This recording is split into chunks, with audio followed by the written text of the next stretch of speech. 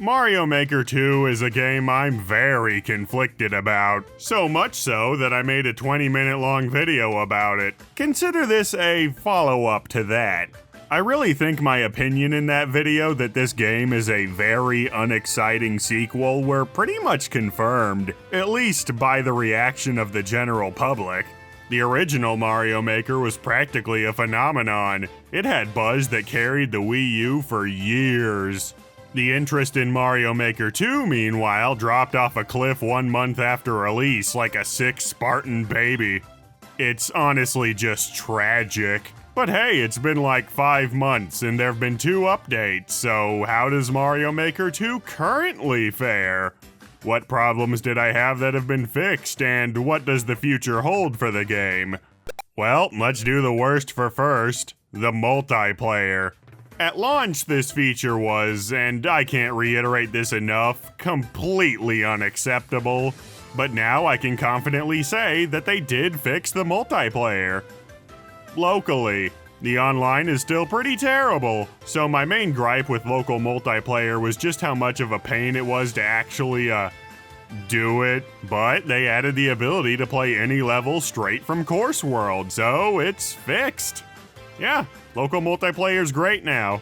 Good job, Mario Maker 2 devs. The online, on the other hand, is just as conceptually bad as ever. I came back to it with high hopes after the first update, but things are only marginally better. The lag has been improved somewhat in the way that you can't actually join a game that's unbearably laggy. But in a game like this, any lag at all completely ruins the fun. And here, it's really common. For me, it's 100% of the time. For others, it's like 50-50. Some people have it great. I'd imagine if you live in a city, it's probably better. But compared to most online games, it's still incredibly inconsistent. And to make it even more of a crapshoot, you still don't have the ability to make levels specifically for any given type of multiplayer. What stage you end up with more often than not either isn't fun with multiple players, is completely broken with multiple players, and sometimes you just get a music level, so I don't even know why those are in the pool.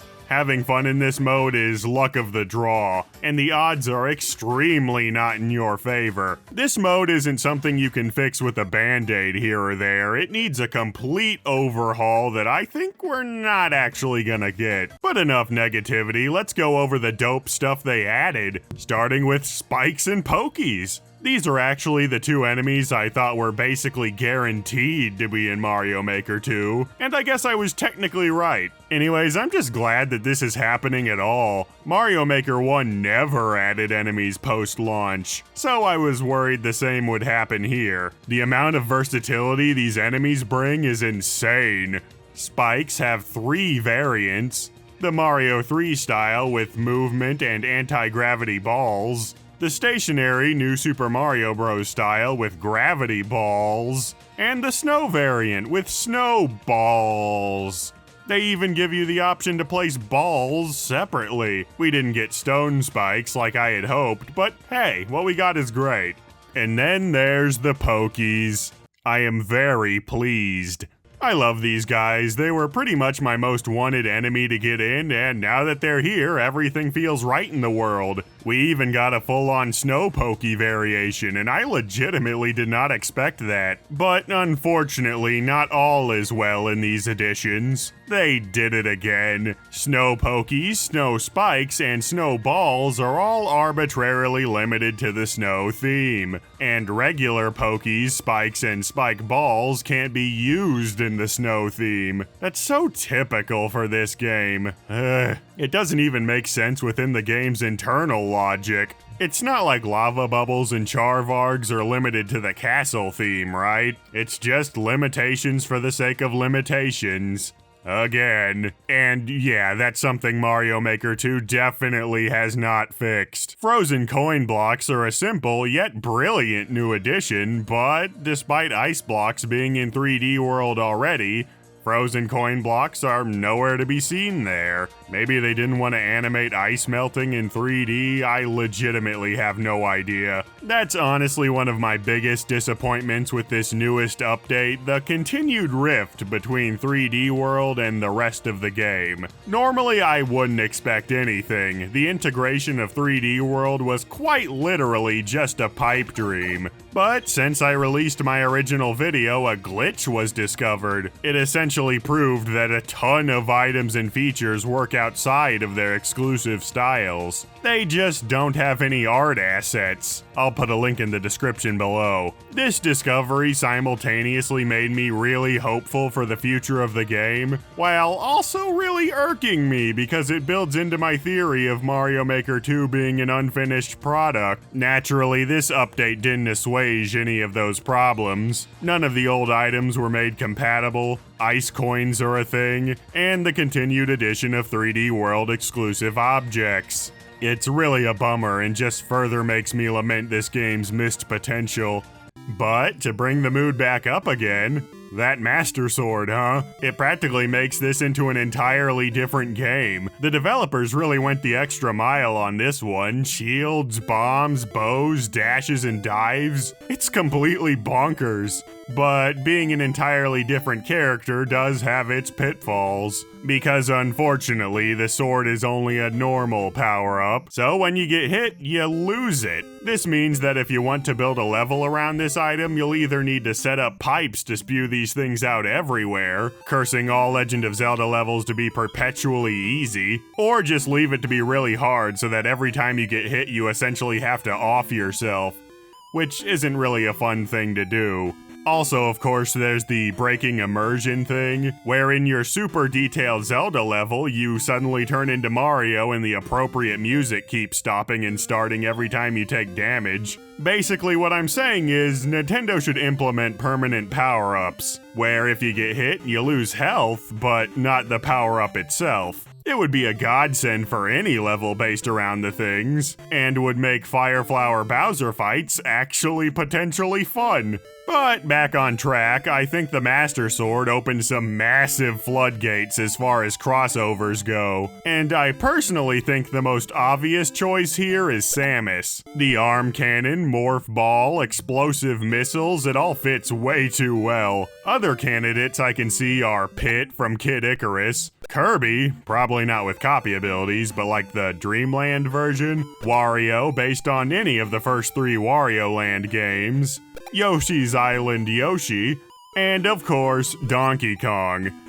On a bit of a bummer note though, I think the Master Sword probably confirms that we won't get any returning power-ups from Mario's past, aside from maybe the Ice Flower for reasons I'll make apparent.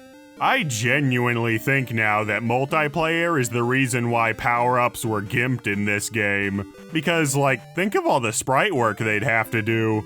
With the Master Sword, all that needed to happen was a simple recolor. You'd think with a AAA Mario game something so minor wouldn't be a problem, but given Mario Maker 2's track record, I think it absolutely is. I mean, it's why Toadette is this game's 4th playable character and a certain other pink Mario character isn't. Also, of course, I think mystery mushrooms are dead in the water now. With the Master Sword being a thing, I don't think they're coming back. Rest in peace, you beautiful babies.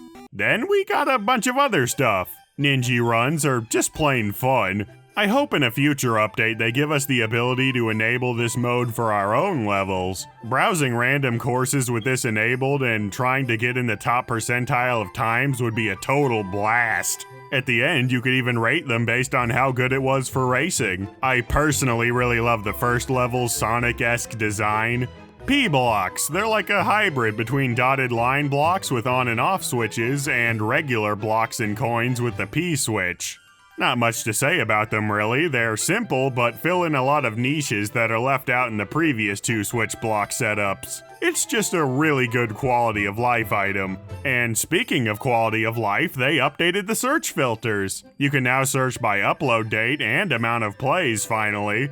And you can even search for the best rated multiplayer versus levels. I still think the filtering does have room for improvement. For example, filtering by night levels, adding more tags, and of course, actually being able to search by name. Dash panels were also added. These things are either crazy fun or literally the worst. There's no in between. It's a great item, but it's also limited to 3D World, grumble grumble. So yeah, that's about everything. This almost seems like a second verse same as the first thing, right? We got a bunch of awesome new items and a bunch of bad design decisions. The game is objectively better than it was at launch, of course, but the obnoxious limitations that have hindered this game from the beginning are still going strong and seemingly aren't being addressed. Problems outside of item and mechanic restrictions are definitely being addressed, however, albeit really slowly, like one per update so far. They fixed local multiplayer and search filtering so far, so who's to say what's next? All in true Mario Maker 2 fashion, the post-launch support so far is a mixed bag. But generally, a really good mixed bag. I look forward to seeing what's in store for the future of this weird game.